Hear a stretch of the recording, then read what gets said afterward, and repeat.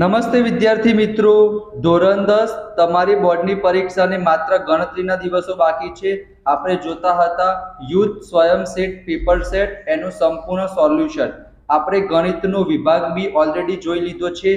આજે આપણે જોવાના છીએ વિદ્યાર્થી મિત્રો વિભાગ સી. અને તમને ખબર જ છે વિભાગ સી માં ટોટલ કેટલા દાખલા પૂછાશે? 9 દાખલા પૂછાશે. એનામાંથી આપણે કેટલા દાખલા લખવાના છે? 6 દાખલા લખવાના છે. તો તમારા 18 માર્ક્સ વિદ્યાર્થી મિત્રો પાક્કા થઈ જશે. કયા 6 દાખલા લખીશું એ પણ તમને ખબર છે. 38 નંબર, 39 નંબર, આ બંને દાખલા ત્રીજા ચેપ્ટરમાંથી આવશે. તો એ બે દાખલા લખીશું. 41મો નંબર અને 42મો નંબર એ 7મું ચેપ્ટર એટલે કે યામ ભૂમિતિમાંથી આવશે. અને વિદ્યાર્થી મિત્રો એક દાખલો આપણે લખીશું આંકડાશાસ્ત્રનો, અહીંયા તમે જોઈ શકો છો. અને એક દાખલો લખીશું વિદ્યાર્થી મિત્રો સંભાવનાનો. તો આંકડાશાસ્ત્ર, સંભાવના, બે દાખલા થઈ ગયા. એના પછી અહીંયા જો y અક્ષનું કયા ગુણોત્તરમાં એટલે કે m1 m2 આપણે શોધવાનું છે. અને વિદ્યાર્થી મિત્રો બે ત્રીજા ચેપ્ટરના, બરાબર. એનો મતલબ આપણા 18 માર્ક્સ વિદ્યાર્થી મિત્રો પાક્કા થઈ જશે. આ ઘણું જ સરસ પેપર સેટ છે વિદ્યાર્થી મિત્રો, તમે ઓનલાઈન પર મંગાવી શકો છો. અહીંયા તમે જોઈ શકો છો આ નંબર છે, એના ઉપરથી તમે પેપર સેટ ઓર્ડર કરી શકો છો.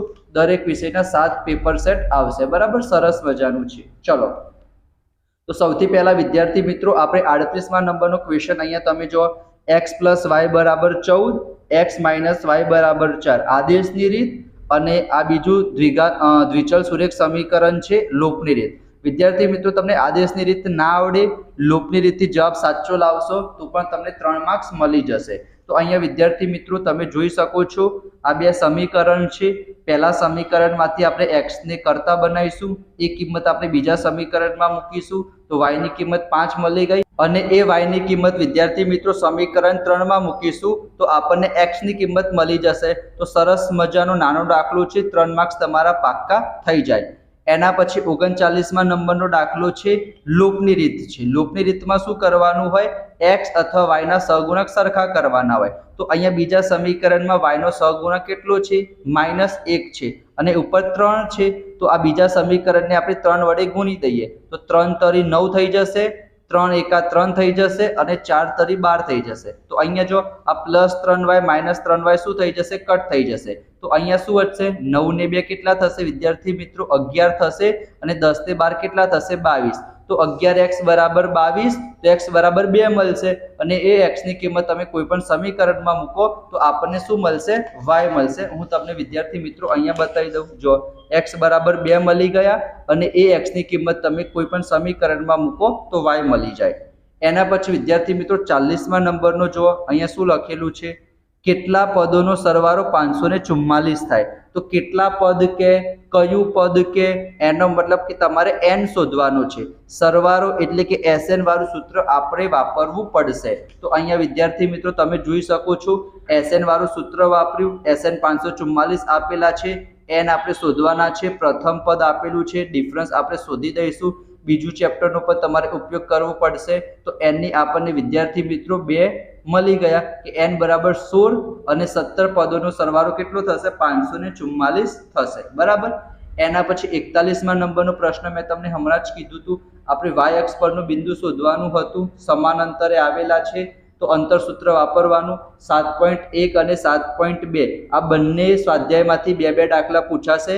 2 દાખલા વિભાગ સી માં પૂછાશે, 2 દાખલા વિભાગ બી માં પૂછાશે.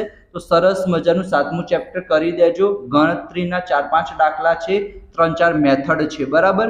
100% પૂછાશે.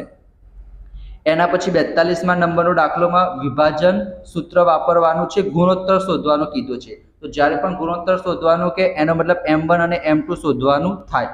y અક્ષ પરના બિંદુ કીધું છે એટલે 0y લેવાનું. x અક્ષ પરનું બિંદુ કે તો આપણે x0 લઈએ, બરાબર. તો આપણે ગુણોત્તર શોધી દઈશું. m1 અને m2 આપણે સરસ રીતના શોધી શકીએ છીએ, બરાબર. અહીંયા તમે જોઈ શકો છો, હું તમને બતાવી દઉં. અહીંયા જુઓ, બરાબર. અને બિંદુના યામ પણ શોધવાના છે. તો જે m1 અને m2 ની કિંમત આવી એ આપણે મૂકી દઈશું. એના પછી વિદ્યાર્થી મિત્રો 43મા નંબરનો દાખલો તમે સ્કીપ કરશો તો પણ ચાલશે, ગણવાની કોઈ જરૂર નથી. એના પછી વિદ્યાર્થી મિત્રો 44મા નંબરનો દાખલો ઇમ્પોર્ટન્ટ દાખલો છે, સ્કીપ કરશો તો ચાલશે, બરાબર.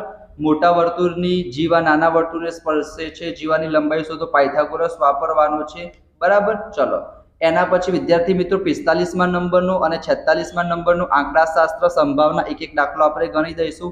અહીંયા વિદ્યાર્થી મિત્રો બહુલક શોધવાનું કીધું છે, તો આપણને ખબર જ છે સૂત્ર શું છે અને કિંમત કઈ રીતના લેવાની, બરાબર। તો એ મારે સમજાવવાની જરૂર નથી, જવાબ તમે લાવી દેશો, મને ખબર છે।